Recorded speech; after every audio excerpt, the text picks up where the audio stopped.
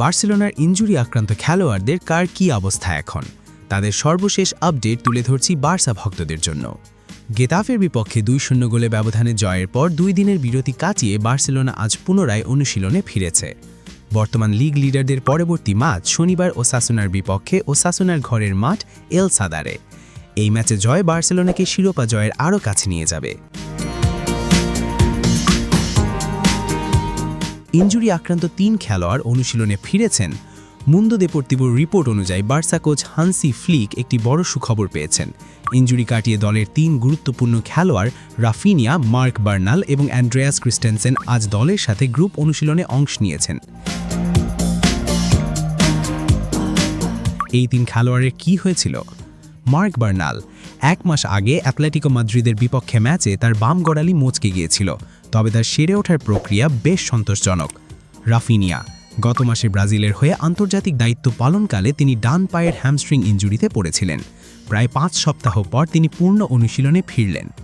Andreas Christensen গত December থেকে বাম হাঁটুর এসিএল ইনজুরির কারণে তিনি মাঠের বাইরে ছিলেন। তার অনুশীলনে ফিরে আসা ইঙ্গিত দিচ্ছে যে মৌসুম শেষ হওয়ার আগে হয়তো তাকে আবারও মাঠে দেখা যেতে পারে।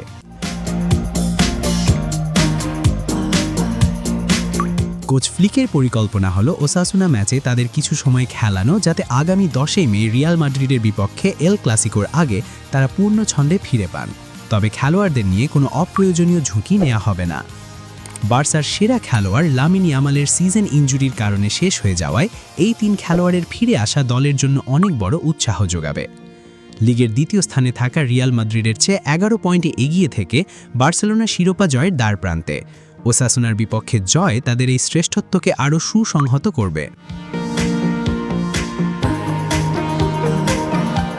বার্সার আক্রমণ ভাগে রাফিনিয়ার গুরুত্ব অপরিসীম। এই মৌসুমে 31 ম্যাচে 19টি গোল এবং 8টি অ্যাসিস্ট নিয়ে রাফিনিয়া বার্সার অন্যতম সেরা পারফর্মার। তার ফিরে আসা আক্রমণ ভাগকে আরও ধারালো করবে।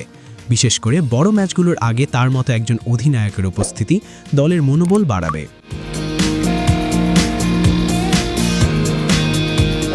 এল ক্লাসিকোর জন্য প্রস্তুতি নিতে হবে বার্সাকে।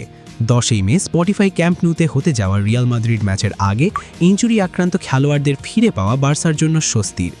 ওসাসুনা ম্যাচে তাদের অল্প সময়ের জন্য খেলিয়ে ম্যাচের ছন্দে ফিরিয়ে আনাই হবে ফ্লিকের মূল লক্ষ্য। তবে কোচকে সতর্ক থাকতে হবে। দলের সামনে লিগ শিরোপা প্রায় নিশ্চিত এবং সামনে বিশ্বকাপও রয়েছে। তাই বার্সা কর্তৃপক্ষ রাফিনিয়া বা বার্নালের মতো গুরুত্বপূর্ণ খেলোয়াড়দের নিয়ে তাড়াহুড়ো না করে ধীরে ধীরে তাদের মূল একাদশে ফেরানোর কৌশল নিয়েছে।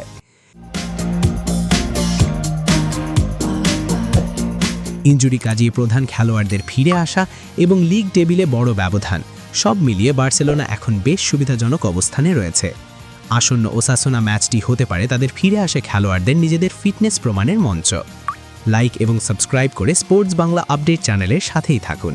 দেখা হচ্ছে পরের ভিডিওতে। ধন্যবাদ।